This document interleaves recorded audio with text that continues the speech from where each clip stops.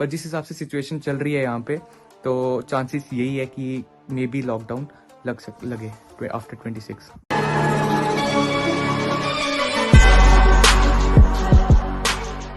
Hello guys, कैसे हैं आप सब? Welcome back to my new video. I hope आप सब ठीक हैं। सो जो आज की वीडियो है वो सॉरी थोड़ा ऐसे बोल रहा है क्योंकि ठंड बहुत है। कोई 5 डिग्री है इस टाइम लंदन में और सुबह के 11 बज रहे हैं।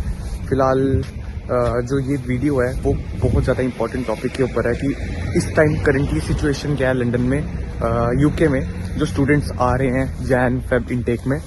सो ये वीडियो इसके रिगार्डिंग है कि मतलब अभी इस टाइम पे क्या सिचुएशन है लॉकडाउन की, क्या कि क्योंकि केसेस बहुत ज़्यादा आ रहे हैं। तो मैं आप सबको इस जो भी मैंने चीज़ें बोले सबके रिगार्डिंग इन्फॉर्मेशन दूंगा।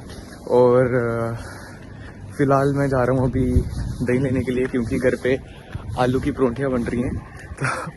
तो फ़िलहाल दही लेते हैं शॉप से, उसके बाद आपको बताते हैं कि क्या वगैरह मतलब क्या सिचुएशन वगैरह है। तो लेट्स गो। 2-3 मिनट की वॉक पे ही है मतलब शॉप ये है, food and wine food and. अभी यहाँ जाएंगे अंदर, चलते हैं भाई साहब। सॉरी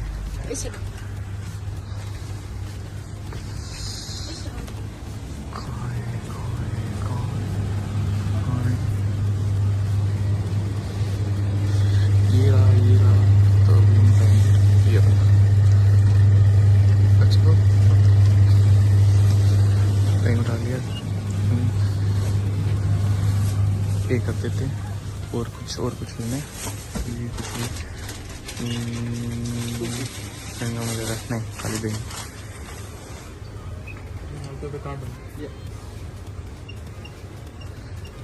तो गाइस खाना वगैरह हमारा हो गया है। उसके बाद खाना खाते ही मैं बैठ गया था स्टैट्स लेके, मतलब पूरी यूके की गवर्नमेंट की वेबसाइट पे जाके देखूं कि क्या क्या सिचुएशन वगैरह है, क्या कि कितने केसेस वगैरह आ रहे हैं, वो सारा रिकॉर्ड वगैरह लेके अभी सारा कुछ स्टैट्स वगैरह रेडी कर लिए हैं।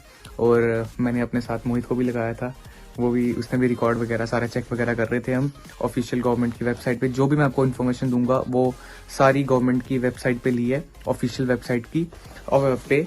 तो बिना किसी टाइम वेस्ट किए स्टार्ट करते हैं। और सबसे पहले तो मैं बताना चाहूँगा कि इस टाइम पे जो सिचुएशन चल रही है वो बिल्कुल भी अच्छी नहीं है। कि मतलब जो केसेस है, मैं सबसे पहले केसेस से स्टार्ट करता हूँ। तो रिसेंटली कल जो केस आए थे कोविड के यूके में, वो ऑलमोस्ट 1,21,371 थे। मतलब कि बहुत ज़्यादा केसेस है, बहुत ज़्यादा। उससे एक दिन पहले आप लगा लो जो 23 दिसंबर को 1,10,478 केसेस आए थे। तो मतलब आप लगा लो कि ये केसेस ऑन एवरेज बढ़ते ही जा रहे हैं 10,000, 20,000, 50,000 ऐसे ऐसे बढ़ते ही जा रहे हैं केसेस। 14 दिसंबर के बाद डायरेक्टली ये केसेस जितने भी थे डबल हो गए। मतलब अगर 14 दिसंबर को 50,000 अप्रोक्सीमेटली 50,000 केसेस आए थे, तो 15 दिसंबर को डायरेक्टली ये केसेस 1 लाख हो गए थे। इसका मेन रीज़न जो भी है वो इसलिए है क्योंकि अभी क्रिसमस टाइम है यहाँ पे लंदन में। तो मतलब सारे लोग पब्स जा रहे हैं, क्लब्स जा रहे हैं, अलग अलग जगह पे घूमने जा रहे हैं। सोशल डिस्टेंसिंग हो नहीं रही है कि लोग मास्क डाल नहीं रहे हैं। यहाँ आप लगा लो कि जैसे विंटर वंडरलैंड बहुत बड़ा मतलब आप सर्कस होता है यहाँ पे, ऑल ओवर द वर्ल्ड लोग आते हैं यहाँ पे। तो इतने ज़्यादा क्राउड आ रहा है यहाँ पे, तो वो उसकी वजह से केसेस का नंबर कम नहीं हो रहा है, बढ़ता ही जा रहा है, जो कि एक बहुत ज़्यादा बुरी न्यूज़ है। बोरिस जॉनसन ने अपने रिसेंटली जो उनकी स्पीच हुई थी उसमें ऐसा कुछ तो नहीं बताया था कि मतलब लॉकडाउन लगने के चांसेस ये कि लॉकडाउन होगा कि नहीं होगा, इसके ऊपर उन्होंने कुछ रिएक्ट नहीं किया था। बट उन्होंने ये बोला था कि अपना खाली बूस्टर लगा लो जितने भी लोग रह रहे हैं यहाँ पे। After the second dose it's compulsory for everyone कि अपना बूस्टर वगैरह लगा लो।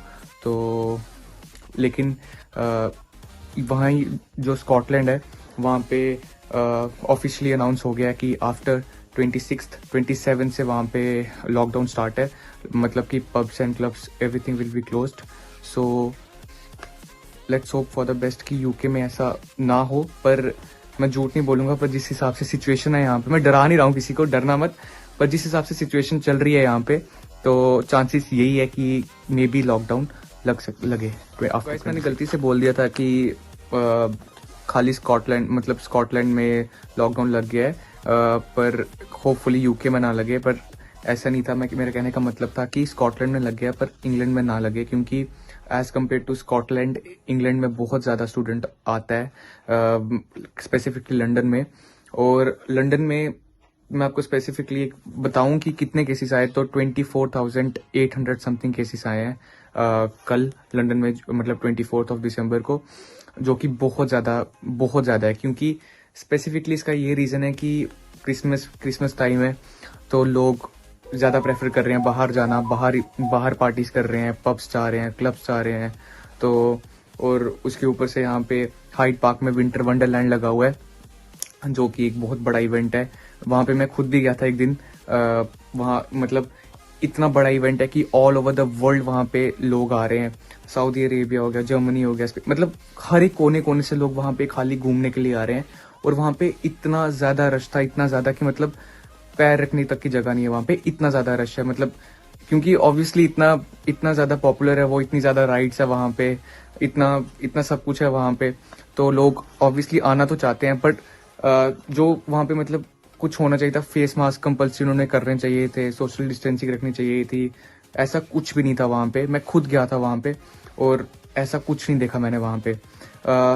आई थिंक जो मेन रीजंस है वो यही है कि क्रिसमस ईव है, यहाँ विंटर वंडरलैंड लगा हुआ है, इसकी वजह से केसेस जहाँ पे कम होने चाहिए वहाँ बढ़ते ही जा रहे हैं। डे बाय डे 10,000, 20,000, 30,000 ऐसे करके केसेस बढ़ते जा रहे हैं। तो ऐसा स्पेसिफिक नहीं है कि लॉकडाउन लगेगा ही, पर जिस हिसाब के हालात चल रहे हैं यहाँ पे, तो बोलना तो नहीं चाहिए, बट लॉकडाउन लग जाएगा यहाँ पे। और जो भी मतलब जो भी स्टूडेंट्स वगैरह आएंगे यहाँ पे, तो उन्हें मे बी क्वारंटीन करना पड़े, जो कि बिल्कुल भी अच्छी न्यूज़ नहीं है। और दूसरा टॉपिक है रेड लिस्ट कंट्रीज के ऊपर। तो रिसेंटली यूके ने 11 कंट्रीज को डाला था रेड लिस्ट में, मतलब कि आपको क्वारंटीन करना पड़ेगा 10 डेज का यहाँ पे आके। वो 10 countries I think African countries थी ज़्यादातर उसमें, और कुछ साउदर्न अमेरिकन कंट्रीज थी। तो पर यूके ने वो लास्ट वेडनेसडे को इन सारी कंट्रीज को हटा दिया था, क्योंकि as compare to those countries UK में खुद ही केसेस बढ़ना स्टार्ट हो गए थे और वहाँ पे केसेस कम आ रहे थे। तो as compare to UK, India, कोई भी एशियन कंट्री लगा लो, इंडिया, पाकिस्तान, बांग्लादेश, यहाँ पे केसेस काफ़ी कम आ रहे हैं। पर जिस हिसाब के यूके में केसेस बढ़ रहे हैं, तो ऐसा हो सकता है कि यूके अपने बॉर्डर्स क्लोज कर दे, क्योंकि बहुत ज़्यादा केसेस आ रहे हैं। और मैं किसी को डरा नहीं रहा, बट मैं सच बोल रहा हूँ कि जो इस टाइम यहाँ पे हो रहा है वो सब बता रहा हूँ आपको। जैसे ऑस्ट्रेलिया ने अपने बॉर्डर्स क्लोज कर दिए थे, और जब वहाँ पे सिचुएशन ऐसे लगा कि हाँ अब ठीक है, अब केसेस नहीं आ रहे हैं, जब एकदम से मतलब वो श्योर हो गए, तब उन्होंने जाके अपने बॉर्डर्स खोले थे। मे बी यूके में ऐसा हो जाए, मे बी ऐड कर रहा हूँ ये कि मे बी ऐसा हो सकता है। पर मैं उनके बारे में बात करना चाहता हूँ जिनका वीज़ा आ चुका है। तो जिनका वीज़ा आ गया है या फिर इन प्रोसेस है, मतलब ऑलमोस्ट होने वाला है, कि प्लीज़ अभी ट्रैवल बंद नहीं हुआ है, लिमिटेड ट्रैवल्स अभी भी अवेलेबल है यूके टू इंडिया। जितनी जल्दी हो सकता है आप ट्राई करें, डिफरेंट एजेंसीज, मतलब डिफरेंट ट्रैवल एजेंसी से कांटेक्ट करें। ब्रिटिश जो ब्रिटिश एयरवेज है उसको डायरेक्ट ईमेल्स करें, उनको कॉल करें कि मतलब हम टिकट्स की अवेलेबिलिटी बताएं हमें, कि खाली बहुत ज़्यादा लिमिटेड ट्रैवल इस टाइम पे अलाउड है, तो इंडिया टू यूके। तो जितनी ज़्यादा मेल सकते हैं, जितनी ज़्यादा डिफरेंट एजेंसी से आप बात कर सकते हो, जितनी ज़्यादा डिफरेंट एयरलाइन से आप बात कर सकते हो, करो, मेल्स करो उनको, उनसे पूछो, और टिकट्स जल्दी से जल्दी बुक करवा लो अपनी, कि ऐसा ना हो कि मतलब आप एट द एंड मोमेंट आप टिकट बुक करवाने जाओ, टिकट्स ही बहुत ज़्यादा महंगी हो गई हो, जैसे 1 लाख होगी और 2 लाख होगी। पर ऐसा नहीं करो, क्योंकि मैंने अपने टाइम पे, मैं आपको अपना बताता हूँ, हमने जल्दी टिकट्स बुक करवा ली थी, कोई 1 महीने के अंदर पहले टिकट्स बुक करवा ली थी, तो हमारी टिकट्स बहुत ज़्यादा सस्ती हो गई थी।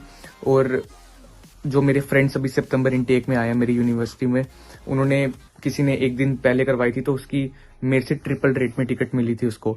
तो मैं स्पेसिफिकली रेट नहीं बताऊंगा, बट आप लगा लो कि ट्रिपल रेट पे टिकट मिली थी उसको। तो इसलिए आप जितना जल्दी हो सकता है अपनी एजेंसी, मतलब डिफरेंट एजेंसी से कांटेक्ट करो, और जिनका वीज़ा आ चुका है वो अपनी यूनिवर्सिटी से मेल करके पूछो कि सिचुएशन क्या है वहाँ पे। मतलब ऐसा ऐसा ना हो कि केसेस बढ़ रहे हैं तो वो यूनिवर्सिटी से आपको बोलें कि आप वहीं से घर पे बैठ के ऑनलाइन स्टडी करो। तो मतलब वो फ़ायदा ही क्या है अगर आपने वीज़ा लगाया, इतने पैसे खर्चे हैं, तो अगर आप इस कंट्री में नहीं आ पाओ, इस कंट्री को एक्सप्लोर ही नहीं कर पाओ, तो वो कोई फ़ायदा नहीं हुआ मेरे हिसाब से। तो मेल्स करो जितनी हो सकती है, डिफरेंट एजेंसी से कांटेक्ट वगैरह करो, टिकट्स पहले बुक करवा के रखो। और हाँ, ऐसा है कि मतलब tickets at the very last day भी एक्सटेंड, मतलब कैंसिल हो सकती है, एक्सटेंड हो सकती है। पर अपनी तरफ से आप पूरी तैयारी रखो कि मतलब ऐसा ना हो कि आपको लास्ट में लगे कि यार मेरे को ये चीज़ पहले कर लेनी चाहिए थी, वैसा मत करना। मतलब अपनी तरफ से पूरी श्योरिटी रखना। एट द एंड जो होना है वो तो लिखा हुआ है भगवान ने कि क्या होना है, पर अपनी तरफ से पूरी श्योरिटी रखना। जो भी स्टूडेंट्स आ रहे हैं, मैं एक पॉइंट ऐड करना चाहता हूँ कि अपना पैसेंजर लोकेटर फॉर्म प्लीज़ मत भूलिएगा। वो ये फॉर्म है क्या, बेसिकली ये फॉर्म वो है जो मतलब आप बताते हो कि आप कहाँ पे, क्या एड्रेस, क्या आपका, आप लंदन का एड्रेस पढ़ते हो कि आप कहाँ पे जा, नॉट स्पेसिफिकली लंदन, आप यूके में जहाँ भी जा रहे हो वो पर्टिकुलर एड्रेस होता है वो, जो कि आपका दिल्ली में भी चेक होता है और यहाँ लंदन में भी आके चेक होता है। ये फॉर्म आप 48 आवर्स पहले भरते हो, जब भी जहाँ पे भी आप होते हो, सिर्फ 48 आवर्स पहले आपको भरना होता है। और एट द एंड आपसे वो पूछते भी हैं कि लंदन में, कि जब मैं अपनी बात बता रहा हूँ और मेरे साथ 2 फ्रेंड्स और आए थे मेरे, मोहित और इमाद, उनसे भी ये पूछा था कि आप कहाँ पे जा रहे हो। वो लोकेटर फॉर्म पढ़ते हैं, चेक करते हैं, तो जो वो पूछेंगे कि आप कहाँ जा रहे हो, वो एड्रेस और जो आपने लोकेटर फॉर्म में एड्रेस भरा है वो सेम होना चाहिए। अगर आप सपोज करो आपकी flight Delhi to LHR London Heathrow है, और उसके बाद आप सपोज कर लो कि न्यू कैसल जा रहे हैं, कहीं और जा रहे हो, और आपने वो स्पेसिफिकली मेंशन नहीं किया अपने लोकेटर फॉर्म में, और अगर वो आपसे पूछते हैं कि आप कहाँ जा रहे हो और आप बोलते हो आप न्यू कैसल जा रहे हो, जबकि आपने लोकेटर फॉर्म में लिखा हुआ है कि आप लंदन जा रहे हो, तो वो मिसमैच हो जाएगा। तो उसके बाद आपको फिर से at the very end moment आपको फिर से लोकेटर फॉर्म अपना भरना पड़ेगा, चेंज करना पड़ेगा, कि न्यू कैसल भरना पड़ेगा। तो मैं नहीं चाहता कि कुछ ऐसा हो एट द एंड। इससे पहले इसीलिए ये आप पहले से प्रिपेयर करके रखना। जो भी कंसल्टेंट है आपका, उन सबको पता है कि लोकेटर फॉर्म क्या होता है। पैसेंजर लोकेटर फॉर्म अपना जरूर से भर के रखना, और करेक्ट एड्रेस भर के रखना, और याद रखना वो एड्रेस। तो मैं आपको बताता हूँ कि अभी तक जो गाइडलाइंस है उसके हिसाब से यहाँ पे यूके में 2nd and 8th डे पे टेस्ट करना है आपको। उससे पहले आप 10 दिन का क्वारंटीन आपको घर पे करना है, कहीं बाहर नहीं जा सकते आप। ऊपर इसमें ये है कि होटल क्वारंटीन, जो मतलब अगर रेड लिस्ट में कोई कंट्री आ जाती है तो उससे ये है कि मतलब जहाँ आपने 2000 पाउंड वहाँ पे खर्चना है, वो आपका होम क्वारंटीन में बच जाता है, वो नहीं होता है। और मैं तो यही बोलूँगा कि वो 10 दिन आप मतलब वो 10 दिन, वो 2nd डे से पहले आप कहीं नहीं जा सकते। 2nd डे आपका नेगेटिव टेस्ट होना चाहिए। और अगर आपको मतलब ऐसे होता नहीं है कि अगर आपको कोई पुलिस वगैरह मतलब अगर बाई चांस पकड़ लेता है, वैसे तो होता नहीं है कि ऐसा कि मतलब आप कुछ स्पेसिफिकली आपको आके पकड़ लें कि आप कहाँ जा रहे हो वगैरह वगैरह, कि मतलब आपकी आईडी पूछ लें, और वो मतलब कि पूछ लें कि आपको कितना दिन हुआ है आपके। ऐसा होता नहीं है, पर अगर होना नहीं चाहिए ऐसा यहाँ पे, कि रिस्क लेना ही क्यों है कि आप आए हो अभी अभी और आपको मतलब 100-200 पता नहीं कितना, जितना भी फाइन होता है वो हो जाए। तो इससे अच्छा है कि 2nd डे तक आप घर रहें। एक बार नेगेटिव रिजल्ट आ जाता है तो आगे पूरा टाइम आपने लंदन में, यूके में बिताना है। तो ये एक और पॉइंट था जो मैं ऐड करना चाहता था। प्लीज़ डरिएगा मत ये वीडियो देख के। ये सिर्फ मैंने आपको जो इस टाइम की सिचुएशन चल रही है यूके में, खाली वो बताया है। आई होप कि ऐसा कुछ रिस्ट्रिक्शंस वगैरह ना लगे, जैसे मतलब जो भी स्टूडेंट्स आ रहे हैं कुछ रिस्ट्रिक्शंस ना हो, वो अच्छे मतलब जल्दी से जल्दी आए यहाँ पे, एक्सप्लोर करें यूके कैसा लग मतलब यूके जिन इतनी इच्छा होती है कि हम यूके जाके करें, इतना फाइल लगाते हैं, इतना ज़्यादा कि मतलब टाइम अपना लगाते हैं, इतना ज़्यादा मनी लगाते हैं, और उसके बाद अगर कुछ ऐसा मतलब हो जाए तो आई नो कि बहुत ज़्यादा बुरा फील होता है। ऐसा नहीं होना चाहिए और होपफुली नहीं होगा। पर इस टाइम सिचुएशन जो है खाली मैंने आपको वो बताया है। और प्लीज़ मतलब कुछ ऐसा फील वगैरह मत करना कि मैं बोल रहा हूँ कि ऐसे जिससे आपको ऐसा लगा हो कि मतलब मैंने कुछ गलत बता दिया है, तो I am sorry for that. और please do like share and subscribe my videos. और मैं अच्छे अच्छे कंटेंट जो भी जैन और फेब में स्टूडेंट्स आ रहे हैं, अच्छी वीडियोस बनाऊंगा, उनके ऊपर अलग अलग वीडियोस बनाऊंगा। तो मेरी वीडियोस आने वाली देखने के लिए do like subscribe and share. तब तक के लिए पीस फ्रॉम लंदन।